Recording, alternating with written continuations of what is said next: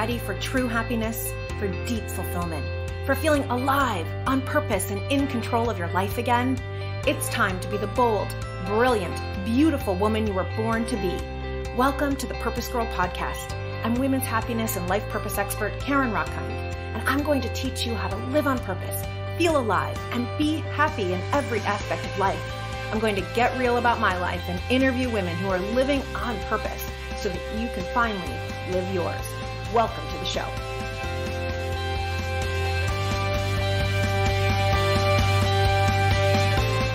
Hello, hello, hello, Purpose Girls. Hello.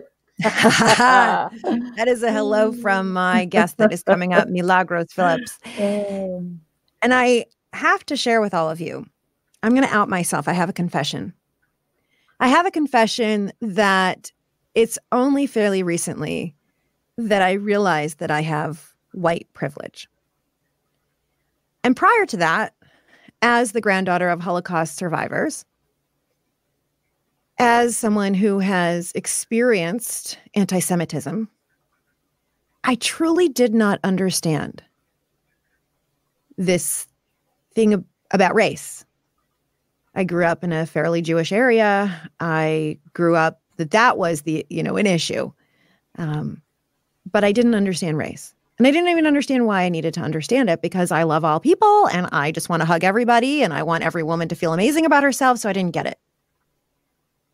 And then maybe about a year or two ago, I read an article that really got me thinking about how it was watching all of these senseless deaths of young people, young African-American people who were simply targeted for their race. And I spoke to a friend of mine who is Caucasian and her husband is African, from Africa. And he went to water a friend's plants who was out of town. And the police followed him into the building because neighbors didn't recognize him. And while he was watering the plants, they hunted him down the door, pinned him to the ground, and wanted him to prove that he was a friend watering plants. Now, fortunately for him, there was a picture of him on the refrigerator of him with the family. But otherwise, how do you prove that you're friends with somebody? He had a key to the place and he was watering plants. And that really made me wake up to this privilege that I have in this skin that I was born into that has nothing to do with me. And also made me wake up to the real issue of what is going on. And so I have never covered this topic on the PurposeGirl podcast. And yet I feel in every cell and every bone of my body that we will not be able to have the peace and joy and aliveness and expansion that we are all capable of until we really understand this issue and we each do our own part. And that is why I am so honored to share my guest with you today. Let me introduce you to Milagros Phillips. Milagros is known as the race healer. She is an author, a speaker, a seminar leader, and a race coach.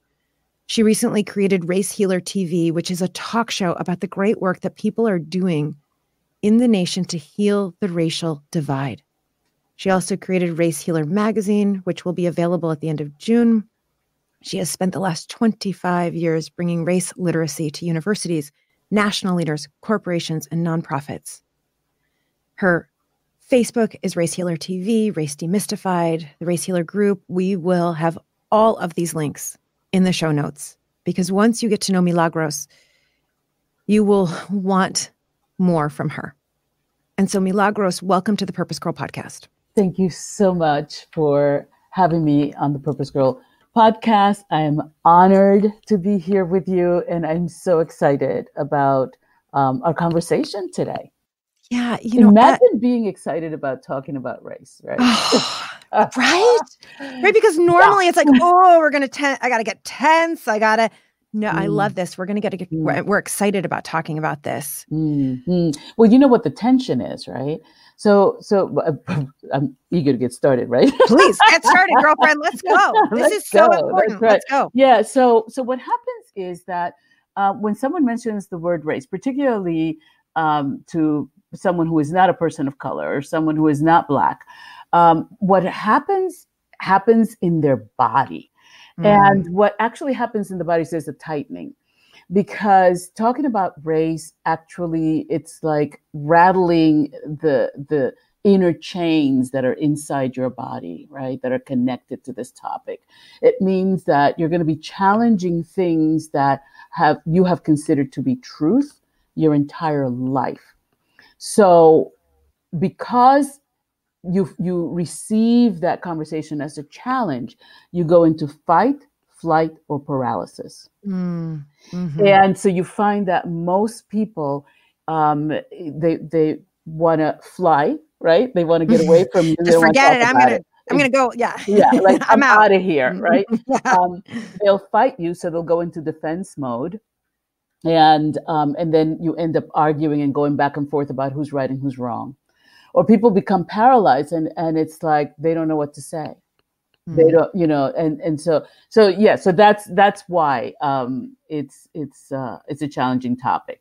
But I'm going to let you go back because I know you had something you were about to say. But I'm glad that you started there. No, I love that you started there, because there's this duality going on where we want, I know I do, and I believe all of my listeners do, want to lean in and want to connect. So I'm glad that you started there. Let's start at the beginning. What do you notice is going on right now? Because race is a hot topic, and there is so much that we read and we know in terms of companies that diversify are more innovative and more successful. And yet I think we don't know how to do the conversation. Yeah, that's a biggie for people. We don't even want to broach the subject, and especially in organizations, people don't want to talk about it. They're afraid of someone calling them a racist or getting sued or saying the wrong thing and not being politically correct and all of those kinds of things. And so what happens is that blocks the conversation. And if we can't talk about it, we can't heal it, we can't transform it, we can't do the work that we need to be able to do around it. So we need to be able to open ourselves up to be able to have those much needed conversations. Right now, there are a couple of things that are happening. Talk about duality, One of the things that's happening is that people have a greater people of color have always had an awareness of race and racism. You can't not, because it's how you stay safe. It's how you teach your children to stay safe. So you have to be conscious and you have to be aware. And so that's sort of a given for us, right? White people are just waking up. They're just waking up, not just to their privilege, but they're waking up to how their privilege impacts other people negatively. That's really difficult for people. Racism comes at 4 different levels, okay? There's institutional racism, there's systemic racism, there's interpersonal racism, and there's internalized racism. Now, I'm going to just kind of break all of them down to help people get a greater sense. So institutional racism has been around for hundreds of years. Okay. And specifically the way, in the form that it's in today, which is a caste system based on color. We call it colorism. That caste system has been around for at least 500 years. Okay? At least. The thing about that is, if we start there, people don't really get what that institution is, how that institution got started, and all those kinds of things. Because I think that so much of the time people spend learning history sort of spent around this particular topic is sort of spent around slavery and the civil rights movement, as if nothing happened before or in between. You know what I mean? Like it's or after, right? Because someone might say, "Well, that was 500 years ago. Like let's move on." And yet there's ramifications of all of our history, including what's written in history books and what is not. Exactly. And the truth is, we internalize history. A lot of our history has been very traumatic. And when I say our history, I'm talking about human history, very traumatic. Prior to the enslavement of Africans in the so-called New World, the Europeans were enslaving their own people, and no one ever talks about that. They literally had over 1,000 years to perfect that system. They, in fact, the British put abolitionist laws in place in 1708. Prior to that, they were enslaving their own people. Okay, and I'm not talking indentured. I'm talking because that's a different form. Okay, of slavery. I'm talking about enslavement where it's passed down from one generation to another, and there were a lot of different ways that people were being traumatized. The Europeans had a long-standing history of trade and diplomacy with the Africans prior to them beginning to enslave and colonize the African continent. And so when you move back, what you realize is that the Europeans were they were lynching people on the street, sometimes 5, 6, 7 people at one time. They were cutting off people's limbs for stealing bread or for running away or for poaching or all those kinds of things. They would behead people, and all of these things were public actions. Okay, they were done in public, and people were not only watching that, but their children were watching all of this. Okay, talk about internalized trauma. And so these people were internalizing that trauma in what we now know. And I'm going to move back and forth because it's not just looking at history, but looking at history and understanding it through the research and the science that we have today so that we can really grasp it. Okay. So good. Thank you. So we now know through research that, and particularly for studying survivors of the Holocaust, that trauma gets passed on. We also know through epigenetics now that trauma gets passed on from one generation to another. Literally in our genes. Absolutely. It's in our DNA. Okay? Right. It's in our, right. So there's the psychological, and I know because I can see how that was passed from my grandparents to my mother to me. There's the psychological piece, but you're saying with epigenetics, it's literally in our DNA. Exactly.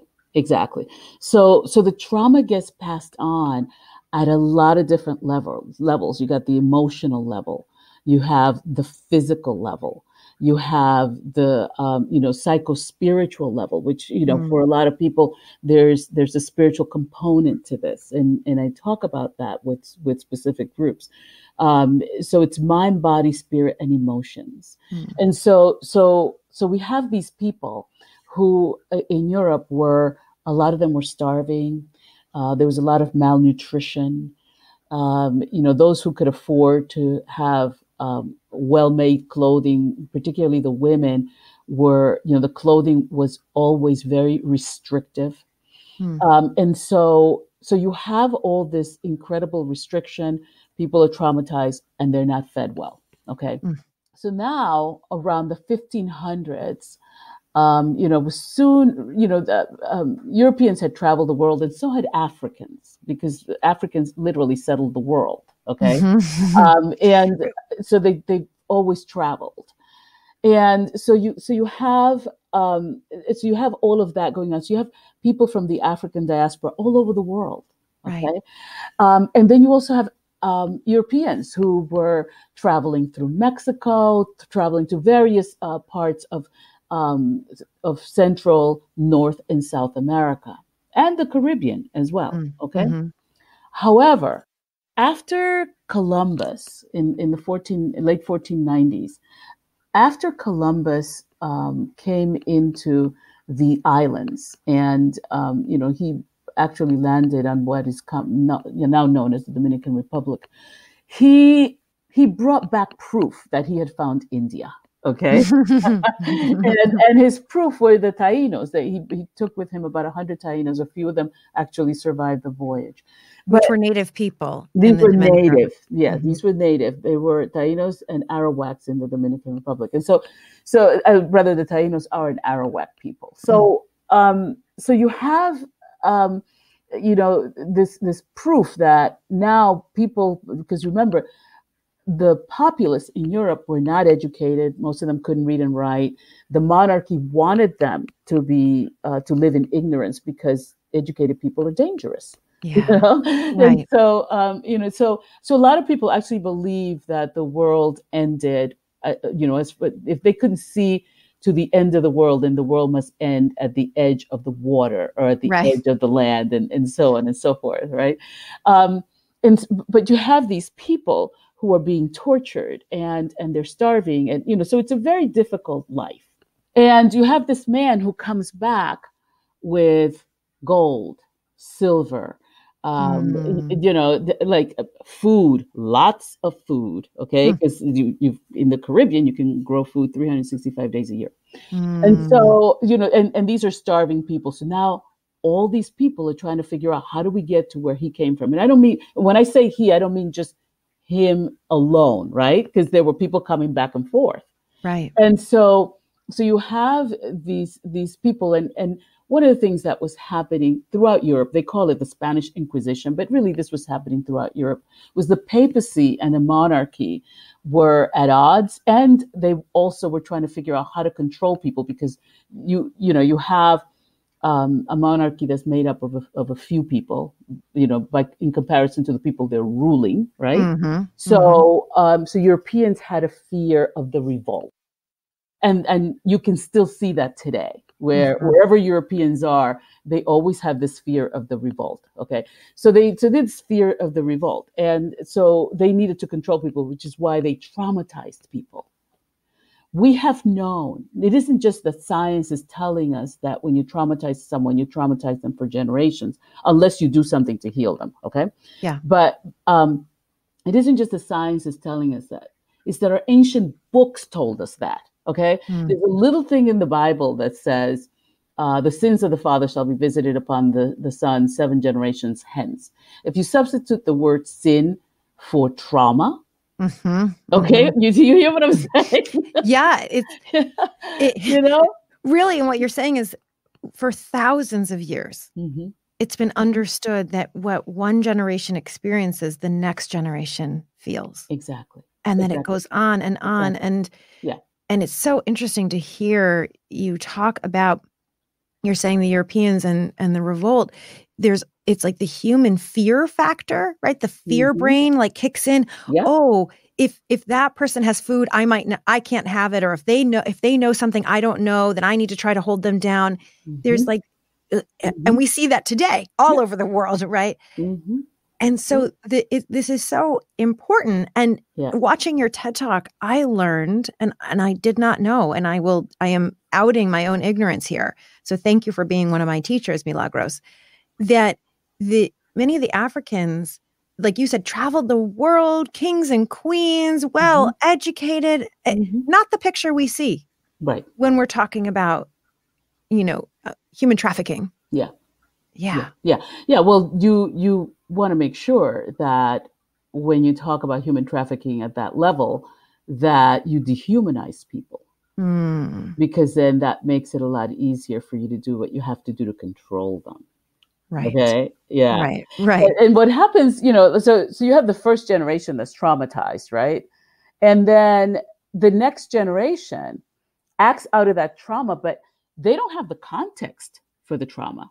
Do you see what I'm saying? Like, so let's say, a family or a father or a mother saw a beheading, right?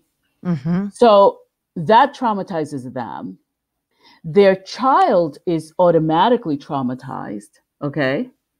Because remember, we pass it on through epigenetics. Sure. And but that child has no context for the trauma.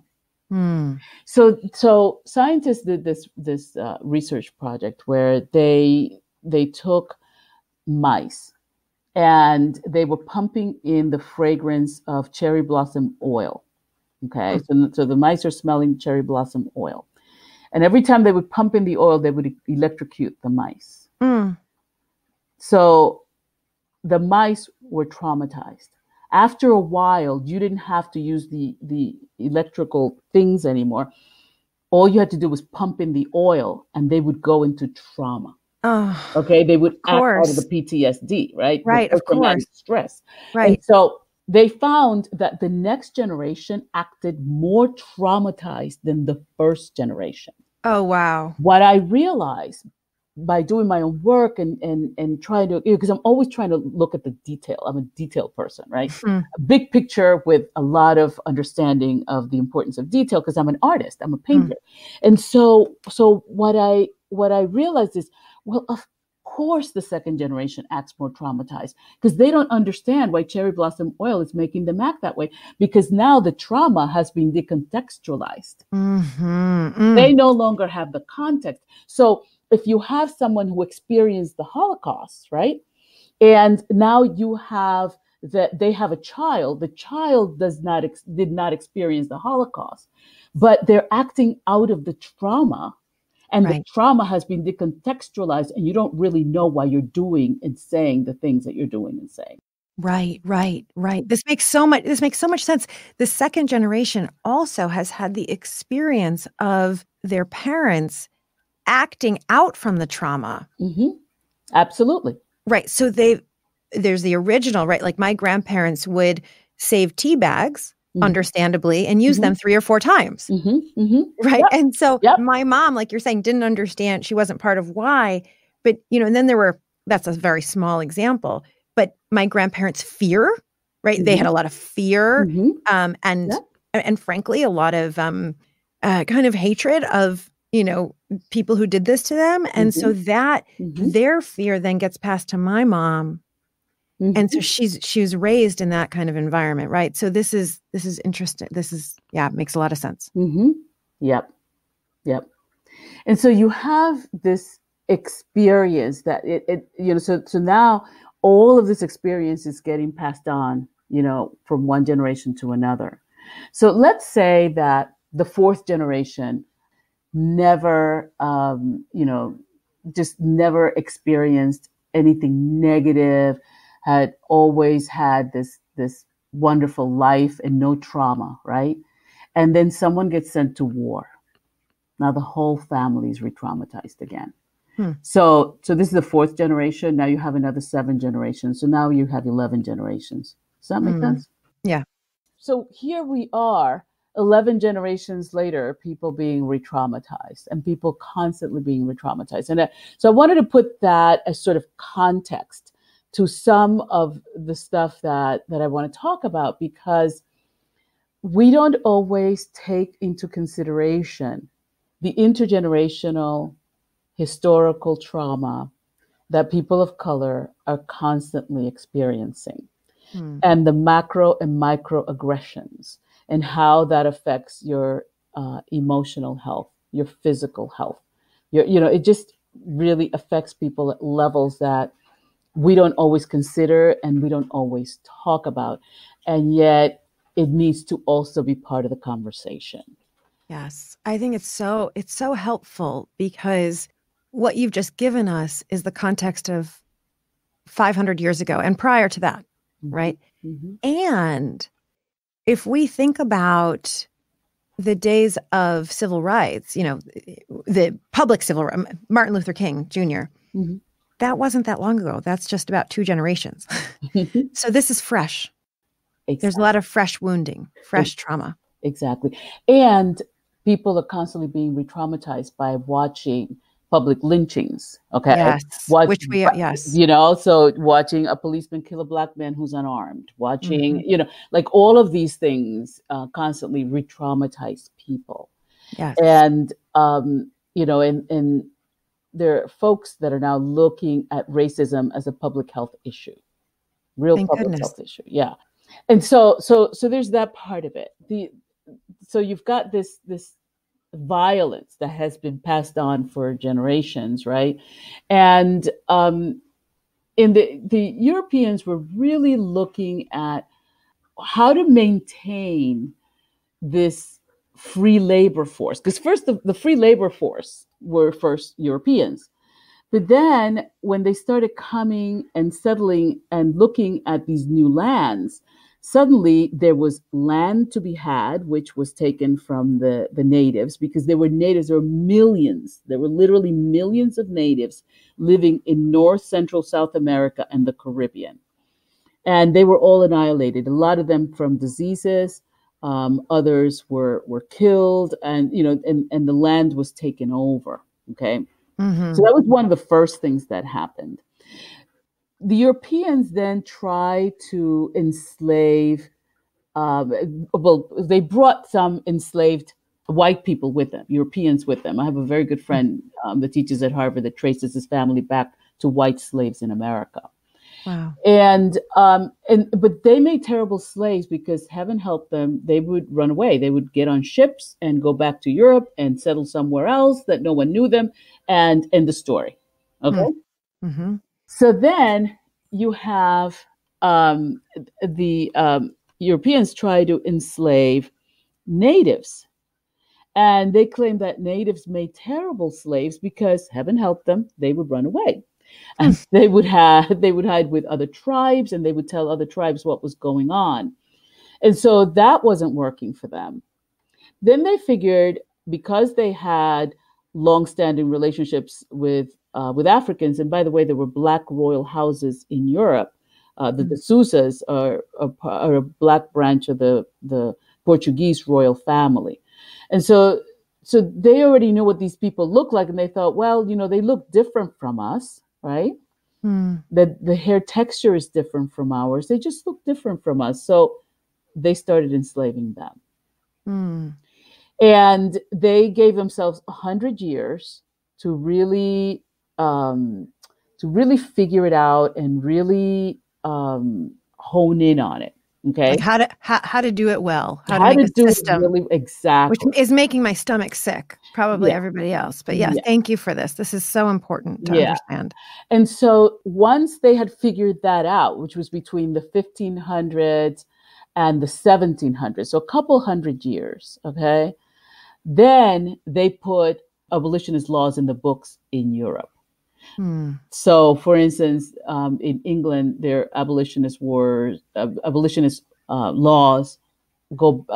There, I think it was like 1708 is when you start to see that. So they no longer needed to continue to enslave the Europeans as a free labor force. Now they had this free labor force, and what they realized is they could have this free labor force all over the world, and they chose specifically places right around the equator.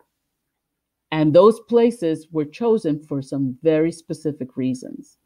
Those places had food that you could import and export year round. They had gold, silver. I mean, I want to say it was like 3 years ago or so. I was visiting a relative in Florida, and they were listening to the news in the Dominican Republic, and they found a new vein of gold that the Canadians were trying to take out of the country. And I don't know whatever happened with that. But what I'm saying to you is that here you have precious metals. You have gold, you have silver, you have diamonds, you have precious and semi-precious stones. So these places were rich with that. Plus you had food, and now you could feed people who were malnutrition and starving. Right. Not only that, absolutely. Not only that, but you could also sell these things. Well, now you've got all this stuff figured out, and what you need is a crop of people who could tend the land so that you could continue to get wealthy by selling the products of their labor to the entire world. So, and the thing is that the entire world was complicit. Okay, because people were buying clothing that were made from the cotton that was picked by the enslaved people. Right. People were drinking coffee and tea and putting sugar in it that was being farmed by the people who worked in the plantations. You were, so it became a global economy. It became a global economy. And that's how it becomes institutionalized. Absolutely.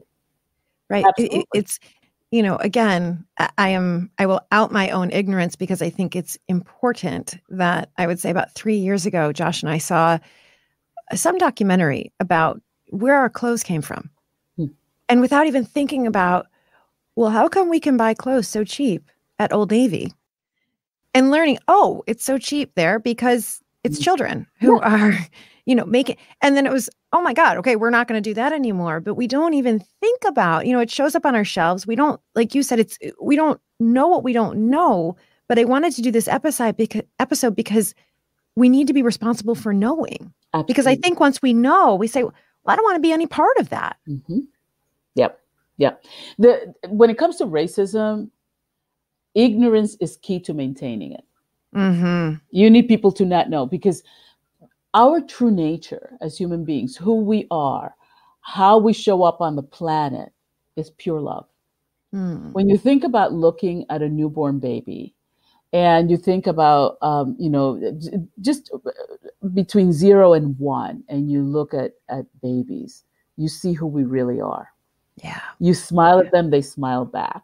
Yeah. It's just so And they natural. love everybody. And Yes. yeah, love is so natural. And you look at, you're right, little children, and they're playing with each other, and they're not thinking about it, right? They're 2, 3 years old. They're not thinking about it. Mm-hmm. Yeah. And that is our natural state. Right. Mm-hmm. Yeah. And so our natural state really is love. And Mm-hmm. what the research is telling us is that human beings are wired for bliss, and they're wired for spirituality. Mm-hmm. And so in order to be able to take over a people, you have to destabilize them. Mm-hmm. And how you destabilize them is by taking away as much of who they are as possible. So their language, their land, their, that's how you destabilize people. You destabilize a community by, first they begin to rape women and kill. Because if you destabilize the women, you destabilize the children, right, and generations to come. Right. Right.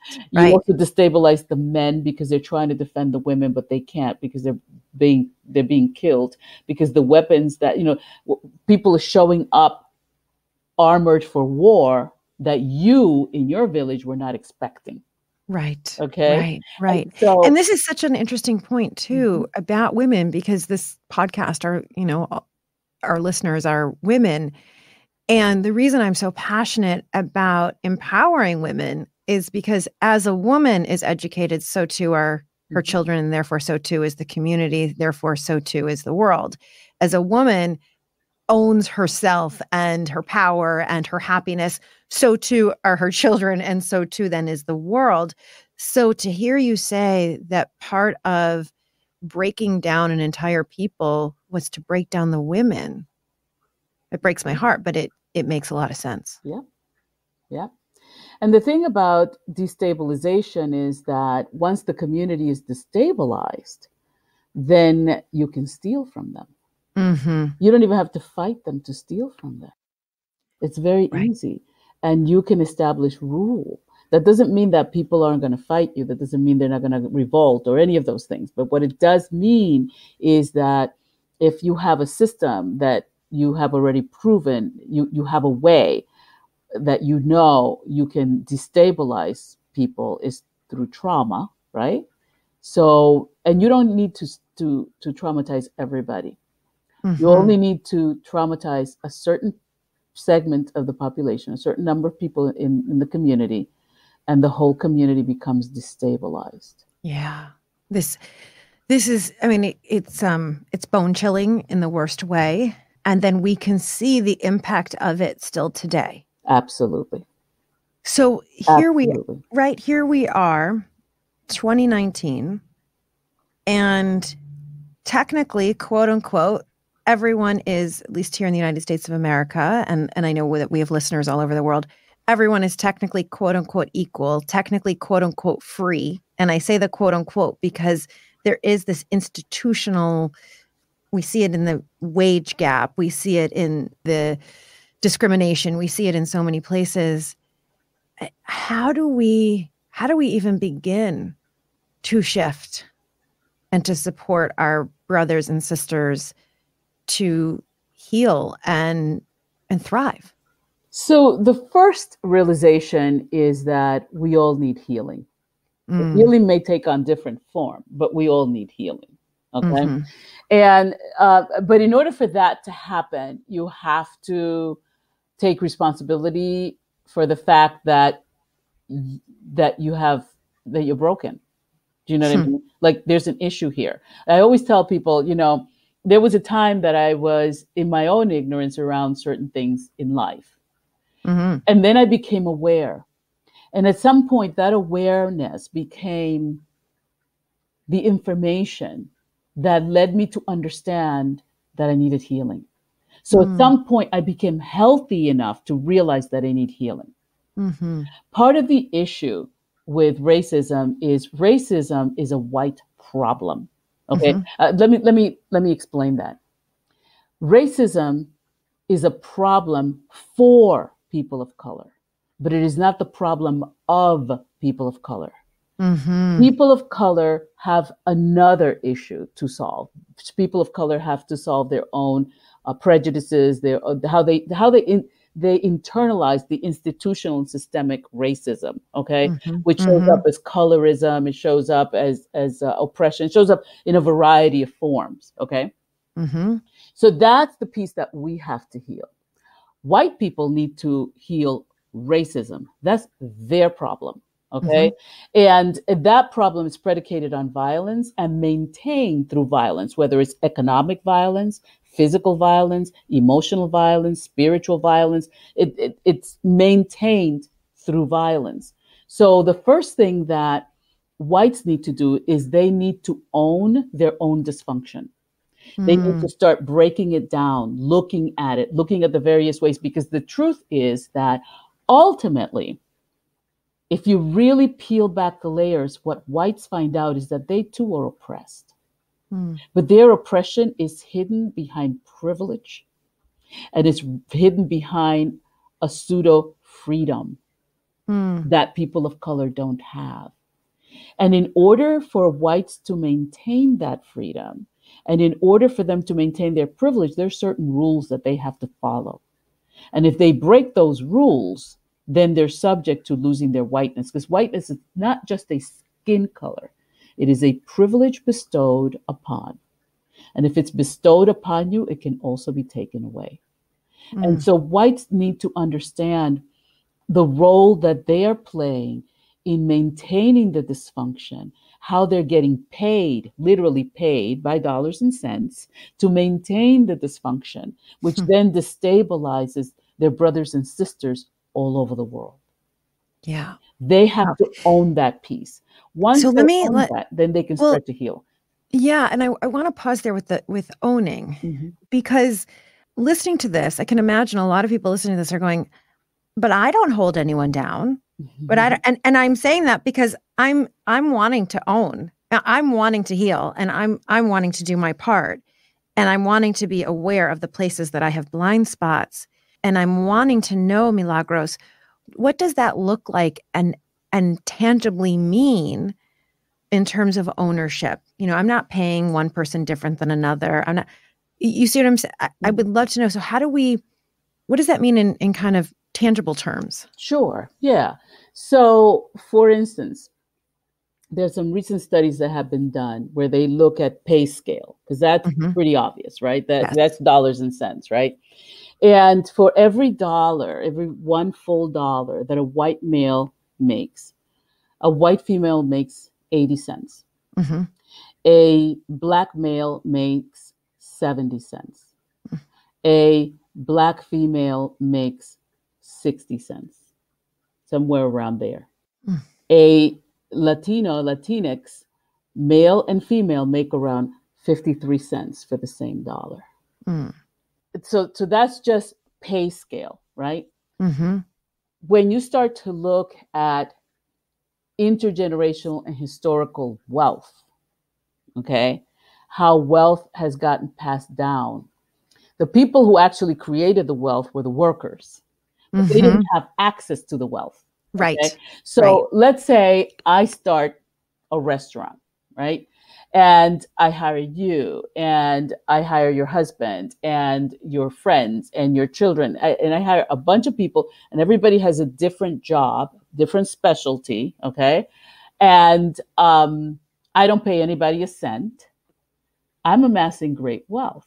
Right. And then I now take the food that all of you guys make and I send it all over the world. And now I'm getting all these orders from all over the world, but I'm still not paying you a cent. Right. I'm amassing great wealth. Now I can take that wealth and I can use that wealth to create an army, which then I use to control you, because you're now thinking, well, we're doing all the work. How come we're not getting paid? And that Right. person's getting rich. So now you're going to be afraid that they're going to come back and get you for what you're exploiting them for. So you need something or someone or some group to protect you. So you need a buffer, right? Yes. Yeah. So part of that buffer are people in the middle class. Mm.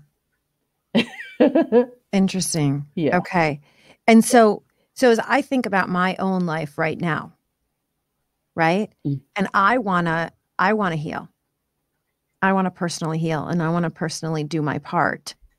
How do I start to I totally get the history, and it's so important, and I totally get where we are. I want to know what do I need to know and do now, because I don't, as an example, I don't have a payroll. If I had a payroll, I would make sure everybody is paid the same. So how do I take what you're teaching and implement it in a personal way? So one of the things that is really important is listening to the people who are sitting on the cauldron. Okay. People who are sitting on the hot stove, because clearly they are uncomfortable. Okay. And so very often the white population wants to do something, but they don't want to be uncomfortable to do it. And so you can't even have a conversation because that makes me uncomfortable, and it's fight, flight, or paralysis. That's why we started there. Okay?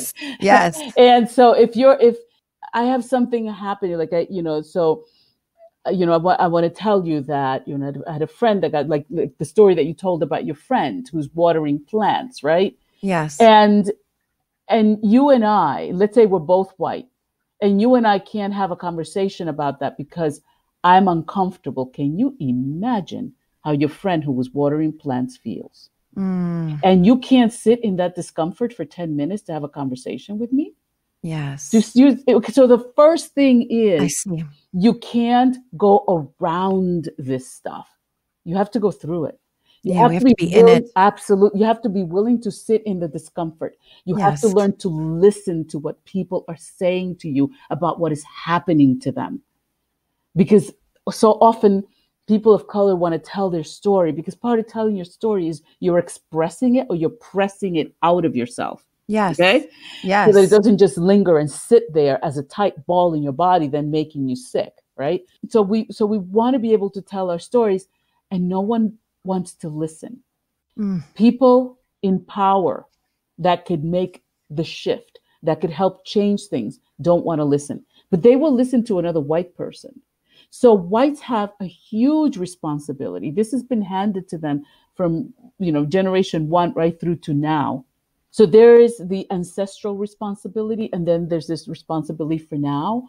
And part of that responsibility is being aware, becoming race literate, which in other words means understanding your history, understanding your Black history, because white people have a Black history. Okay. Yes. There is no Black history without the white history in this country anyway. Okay.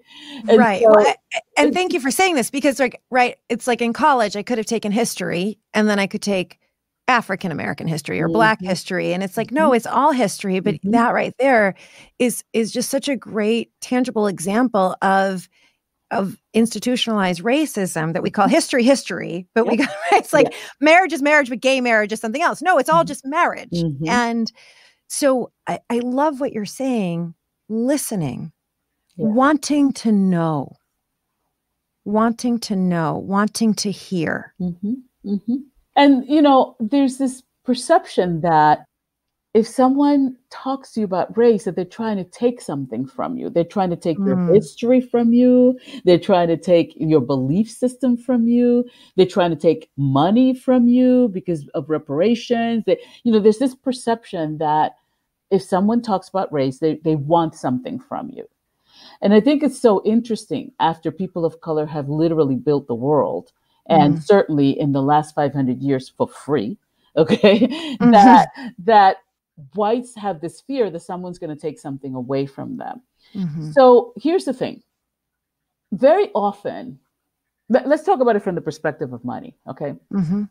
there are a lot of people who have wealth who are terrified of losing that wealth. In fact, they're so terrified that if the stock market goes down, they kill themselves. Mm-hmm. They don't know how to live without the money. So Mm-hmm. part of that, okay, so there are those people, right? Then there are these other people. They call themselves self-made millionaires. Most of them have lost their money, won their money again, lost their money, got their, like so they have a cycle, and so they understand the cycle. Yes. So they know that they can build their wealth again. Okay, makes sense. Mm-hmm. If you got your wealth for free through somebody else's labor, you're going to be terrified of losing that wealth. And the reason for that is because you don't know how to make it, because you didn't make it yourself. Right. Okay. So you're going to be terrified of right. losing it because you have no idea how you're ever going to replace this from scratch. And even if in a current generation, that's not how someone's making their money, based on what we talked about with epigenetics, that the story is passed on generation to generation. And so this could have been 4, 5, 6 generations ago for someone listening to this, but it's somewhere it's in your DNA, and it's that fear is placed now in the DNA and is placed now it's like in the soup that you're sitting in without even realizing that you're in a soup. Exactly.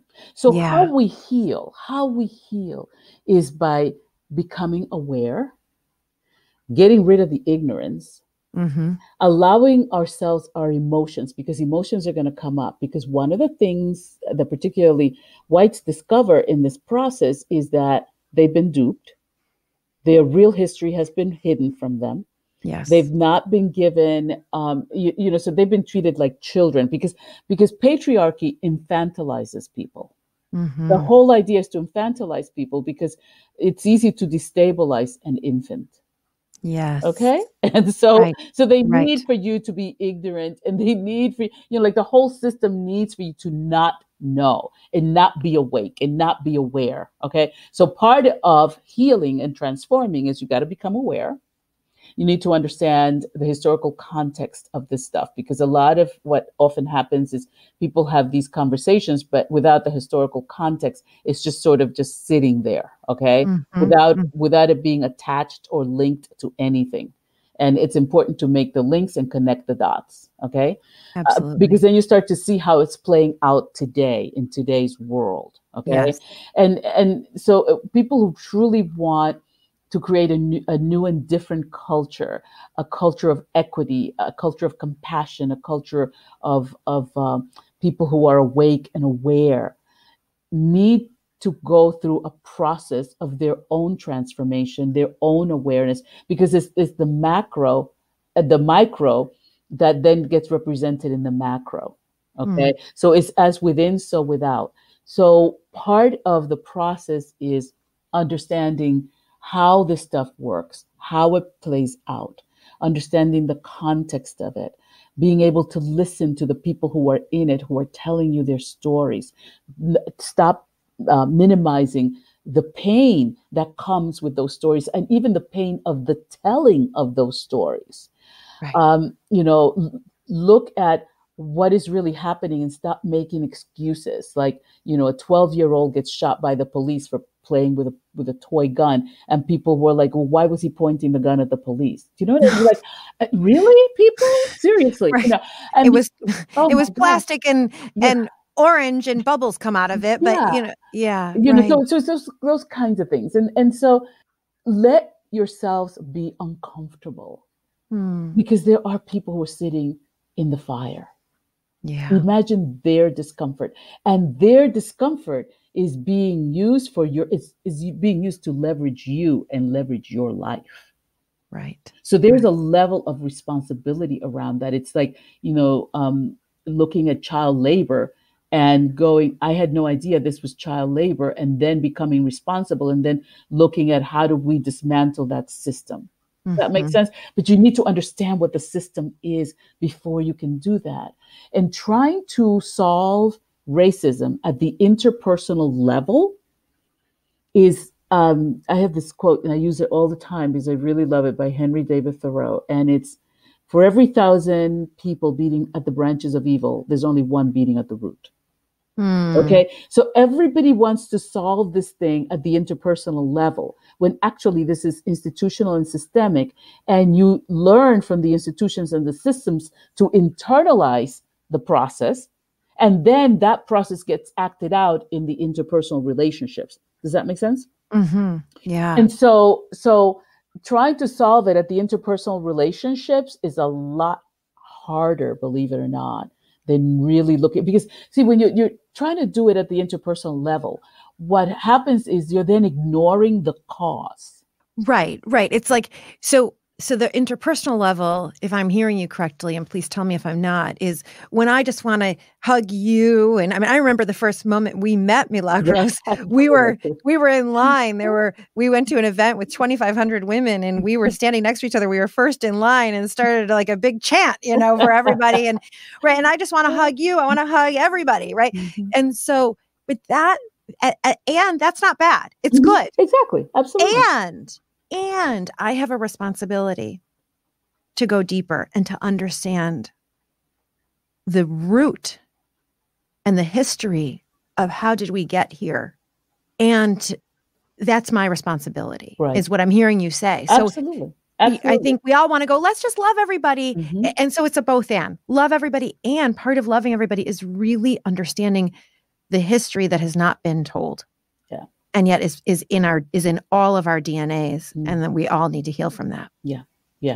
And, and everyone requires something different, right? So people of color require something different from whites require, because of how they internalize the process, and so everybody needs something different, but everybody needs healing around this thing, because it's been a dehumanization of humanity.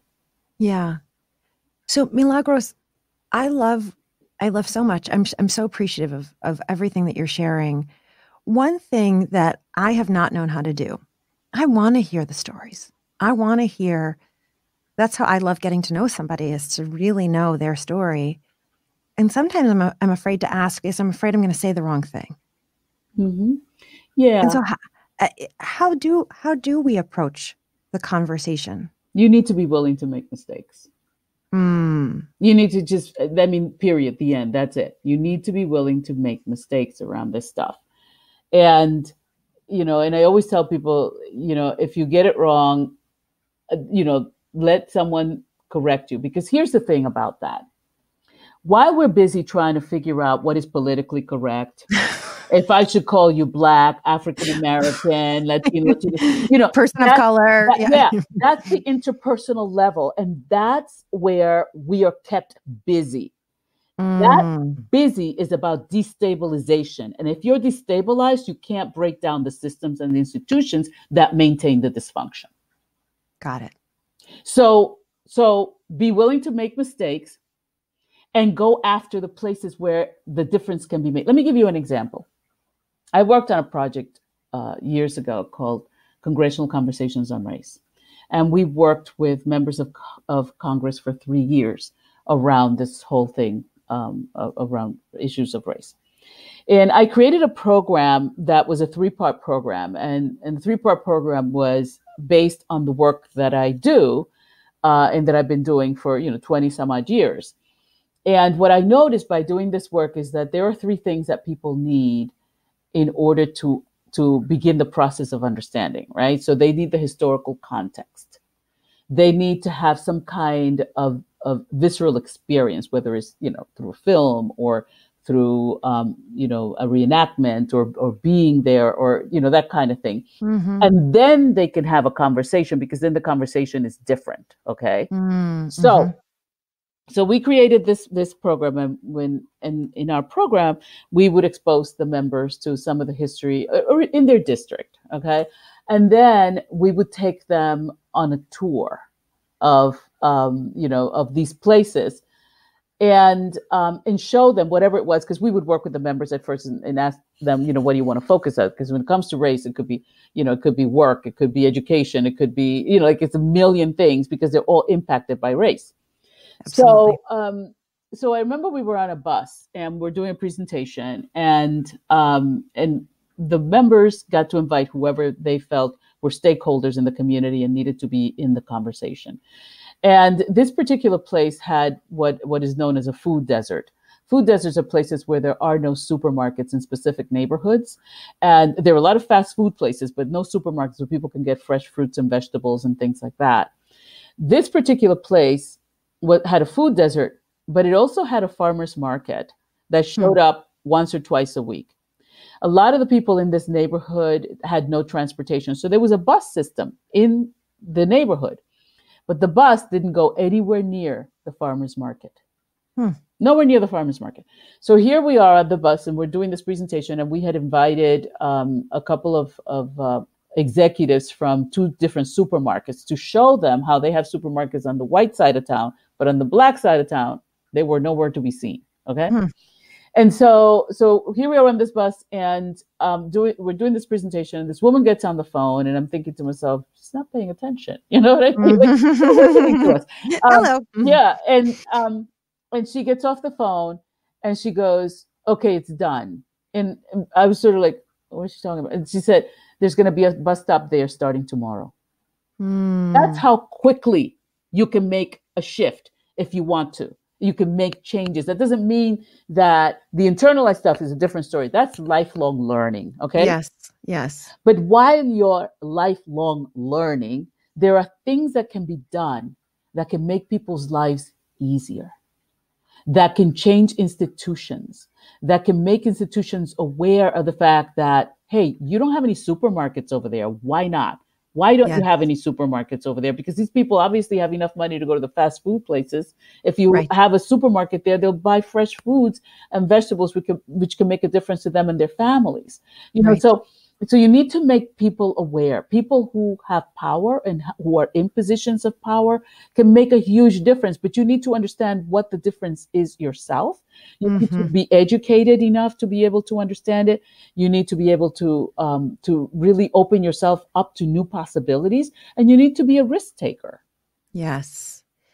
This is so important, right? And thank you for that example. It's incredible because it shows how quickly something can be done. It also shows this is happening all over. And we probably could go into many neighborhoods and notice the same thing. And like you're saying, make a phone call. And reading your materials before our conversation, I learned so much about how important this isn't just about changing the lives of the people in that neighborhood. We're talking about huge changes to the economy, improvements to the economy when a group of people now has fresh food. Yeah. When a group of students has, young people have fresh food to eat before they go to school, when there is more opportunity for education. I mean, even the wage gap that you were talking about, watching your TED Talk, you said it would add $1 trillion to the economy if we evened out the wage gap. Yeah, that's just one state. Oh, I'm sorry, I missed that part. What? One state. We are wondering how to improve our economy, and how about this? We start paying people the same. Yeah. Milagros, you have given us so much to think about, and you have given us so much history, so much context. I am so appreciative of that knowledge. I'm so appreciative of understanding the small, like the quote unquote small things I can do. And what I'm hearing is know the context and be curious, make mistakes, take some risks. Yeah. Take some risks. Be uncomfortable. Be uncomfortable. Yeah. Thank you. Be uncomfortable. Yeah. And that it is going to benefit, that it has this huge benefit. I mean, reading and hearing about the benefits to organizations that are diverse and how they're more innovative, how they're more productive and profitable, hearing about how then people want to work more for them and how the better customer service, et cetera. And so there's so much value. Yeah. And this is so important. And I thank you, because I know that I have blind spots and ignorance, and I am committed to finding those blind spots and to filling them. Yeah. And so you are helping me with that, and I am so appreciative. Oh, thank you so much. I'm really excited. I'm hoping that your listeners will join us. I have a Facebook race healer group, that is very active. People post all kinds of wonderful things on there. I ask the joiners to be patient and compassionate with one another because we're all in process and we're all learning. But it's a wonderful, very active group. And, frankly, I'm looking for more people who want to have me come in and do the 2-day Healing Racism seminar in their community, in their organization, because it transforms everything. And I'm always so humble to see by the end of day 2 where people are versus where they came in the first day. It's just extraordinary. It just fills my heart. This is really the work of my heart. It wasn't work I ever wanted to do or signed up to do, but it's really a calling for me. And I look at it from a lot of different perspectives. And people have been going through this program for, over 20 years, and it's still viable, powerful, and people come out of it transformed. So look for more people who just really want to open their hearts and look at this stuff and get a sense of hope. Because for me, that was really important, is that people who go through this program end up with a sense of hope and a knowing, wow, there is something I can do. I thought there was nothing I could do about it, but there actually is, and so, hopefully folks will join me. And then also I have 3 books that I published that, people can find on Amazon. 11 Reasons to Become Race Literate, 8 Essentials to a Race Conversation, which is a great book. And also the Speaking Race in Healthcare. And for folks who want to get a free manual on how to hold conversations on race, I give that away for free on my website, milagrosphillips.com. So generous. And we have links to all of that in the show notes. So the free download is an absolute must. Your TED Talk, which I've seen and we'll put a link to, is an absolute must. I am really excited about the Facebook group. And so we'll have a link to that too, because it sounds like it's a place for everyone to engage in this conversation and to learn and to grow, which is so important. And I haven't yet had the privilege of attending one of your 2-day seminars. I keep waiting for one to come when the dates, I can make both dates. But I've talked to people who have attended and I've heard incredible things. And so you do those and people can attend individually or they can bring it into their organization. Correct. Yeah. Right. So, and all of that is on your website. Yeah. Milagros, thank you so much. Oh, Karen, thank you. This has been a real joy. For me too. For me too. This is really important. I am dedicated. When I heard my friend's story and I thought, he's a yoga instructor, my friend's husband, he is a yoga instructor. He's a meditation instructor. He wouldn't hurt a fly. What on earth? He's watering plants. Like you said, there has to be something that evokes the visceral response. And that happened at the same time as way too many of our young children were being senselessly killed. And that was a wake-up call for me. That was my wake-up call. And I said, because I'd always said, well, I'm not racist. And it's like, well, let's look at, is there any part of me? And the truth is I did not know the history and I did not know enough. And I didn't even see my own skin color because I was wrapped in my Jewish story. And I see how much privilege I've had. And I want to know the ways that I can do better. And I want to know the ways that we as a community can heal, because I want every single being alive to live to their full potential. I mean, that's really how we're going to thrive. So Milagros, before I let you go, there's something I love to do with my guests, and it's called a Purpose Power Play Round. And I'm just going to ask you a couple of random questions, and whatever's the first thing that comes to your heart is the right answer. Does that sound good? Sounds great. Okay. Other than your own, of course, what is a book that you think every woman needs to read? Oh, Women Who Run with Wolves. It's an old book, Yes. but I love that book. Oh, I have chills. One of my favorites. Yes. Yes. I actually recently reread it because I thought, I hadn't read this, in about 10 years and I needed it. So good. It's so good. It's really like the depth of feminine wisdom Oh, yeah. that's in our hearts and our souls and our fire. So love that. Okay. Question number 2. You said you didn't think that this would be your career. So when you were a little girl, what did you want to be? I wanted to be a ballerina. Oh, I love that. And do you dance? I so dance. Yes, woman. I love to dance. Yeah. Yes. Yes. I love that. I love that. Did you ever do ballet? I did not. I was told when I was 4 years old by a neighbor from across the street who used to watch me dancing on my porch all the time. And she asked what I wanted to be when I grew up. And I said, I wanted to be a ballerina. And she said, well, no, you can't because there are no Black ballerinas. And I said, oh, yes, there are. And she said, well, no, watch. In the DR, the ballet used to come on Sundays. She said, watch and see if you see anyone who looks like you when the ballet comes. And of course, I saw and I didn't. And I was like, I still remember that great disappointment. And then thinking, oh, well, then I'll be a singer. Oh. And I wanted to be an opera singer, actually. I was probably the only 11-year-old in the entire U.S. that could sing the entire score to Lucia de Lammermoor. Oh, you make me want to hear that. Oh, can you still sing? Can you still sing that? And you know what? Actually, no, I can't. I used to be a caricatura, but I was sexually molested by my manager in New York. And I didn't sing for 26 years after that. Yeah. Yeah. Wow. So yeah. So that's my Me Too moment. Yeah. I hear you, sister. I hear you. Thank you for sharing that with us. Thank you. And I just want to love all over the 4-year-old inside of you who wanted to be a ballerina because, Well, now I paint that's such a great example. I paint them. I paint You dancers. paint I paint ballerinas and musicians. Yes. It's so beautiful. I paint Black ballerinas. Well, thank you. Okay, yes. just to be clear. Yes.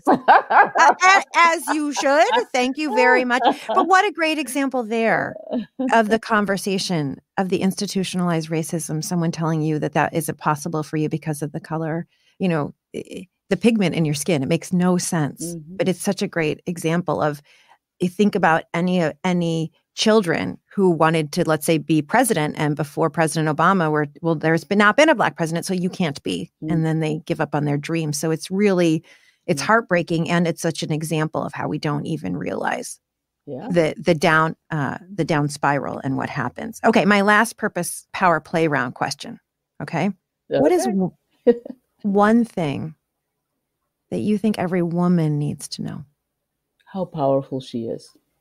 The reason that we destabilize women is because women are incredibly powerful. Always remember that no one wants to steal from someone who has nothing, and no one wants to destabilize anyone who doesn't have power. Okay? Mm-hmm. We are incredibly powerful. Whew. You can just take that one right to the bank. Right? And people want to tell us as women we don't have power, or want to tell someone, a Black person, they don't have power, but that's because we're actually afraid. They're afraid. Men are, not all men, of course, right? Patriarchy is afraid of our power as women. And in the history that Milagros shared, it makes so much sense that they were afraid of the power of those Africans. Thank you. We are so powerful. Mm-hmm. Milagros, we have learned so much from you. Thank you, thank you, thank you. I am so grateful, and I am excited to learn more with and from you. And to all of you listening, thank you for listening to this very, very important episode of the Purpose Girl Podcast. I hope that you learned. I hope that you expanded. I hope you got a little uncomfortable, and that therefore you are growing, and you grew, and we're going to grow together. If you have not yet, Please, we love hearing from you. Send me a message, leave a 5-star review, leave one sentence about how this podcast has impacted you, how this episode impacts you. We love hearing from you. If you have not yet joined our Facebook community, please go on over to Purpose Girls, the Women's Happiness Network, and join the Facebook group there. We're doing so many Facebook Lives right now. We're bringing you so much great content and journal prompts for you to improve your life. You can find me over on Instagram at Karen Rockhind and on my business page for Facebook at Coach Karen Rockhind.